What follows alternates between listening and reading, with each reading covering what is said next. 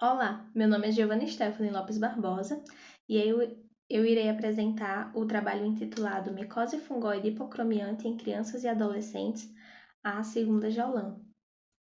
Bom, os linfomas cutâneos de células T são linfomas não Hodgkin que afetam linfócitos T presentes na pele.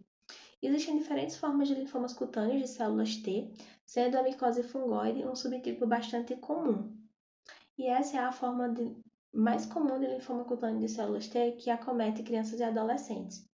Existem diferentes variações da micose fungoide, mas algumas delas são a clássica, a semelhante à pitiríase lichenoide, a verrucosa, a pustulosa e também a hipocromiante ou hipocrômica. E entre os adolescentes, essa forma hipocromiante ela parece ser a forma mais comum de micose fungoide, apresentando um bom prognóstico. Contudo, há muitos relatos de grande atraso no diagnóstico definitivo, uma vez que é uma forma que faz diagnóstico diferencial com muitas dermatoses comuns, como por exemplo hipopigmentação pós-inflamatória, psoríase parcialmente tratada, pitiríase versicolor e outras. Dessa forma, o objetivo do trabalho foi analisar a sintomatologia, os principais achados clínicos e histopatológicos e os tratamentos empregados na micose fungoide hipocromiante em crianças e adolescentes. Para isso, foi realizada uma revisão integrativa de literatura, usando como base de dados a Medline PubMed e pesquisando os termos hyperpigmentation, mycosis fungoides, child e adolescent. Foram usados os últimos 5 anos de publicação e foram encontrados 15 artigos.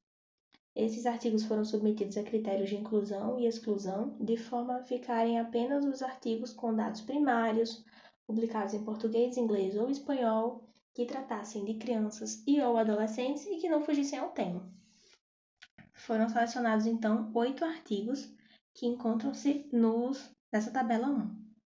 Os artigos, eles consistiram em 3 relatos de caso, 4 séries de caso e uma carta ao editor. Como achados clínicos, observa-se no gráfico 1 que 7 dos artigos citaram máculas hipocrômicas, sendo que apenas um artigo citou, ao invés de hipocrômicas, máculas acinzentadas no paciente, que eles se referiam como cinza ardósia. 3 dos artigos relataram ainda que algumas das máculas hipocrômicas continham descamações, escamas. No gráfico 2, observam-se os achados histopatológicos no momento do diagnóstico da micose fungoide hipocromiante, como atipias linfocitárias, que foram descritas como núcleos hipercrômicos com halo claro, epidermotropismo linfocitário, indicando a presença de muitos linfócitos na pele, infiltrado linfocitário perivascular, principalmente na derme papilar, hiperkeratose, que foi acompanhada algumas vezes de parakeratose, e também a acantose, que foi citada por duas publicações. Quanto aos achados imunohistoquímicos, houveram muitos perfis histoquímicos diferentes. Em algumas séries de casos, por exemplo, foram observados linfócitos CD4 e CD8 positivos em um paciente, ao passo que em outro paciente da mesma série, os linfócitos podiam ser negativos para um dos dois marcadores e positivo para o outro. De uma forma geral, o gráfico 3 ele apresenta os marcadores que mais foram citados como positivos nas análises imunohistoquímicas, sendo então o CD8, CD5, CD4 e CD3. E no gráfico 4 observamos os tratamentos empregados. Os tratamentos mais empregados no tratamento da micose fungoide hipocromiante foram as fototerapias com UVB e UVA, mas também corticoides tópicos e retinoides, como a citretina.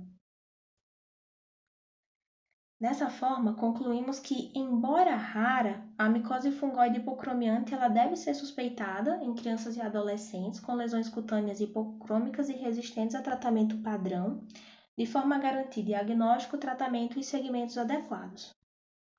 Aqui estão as referências utilizadas. Obrigada!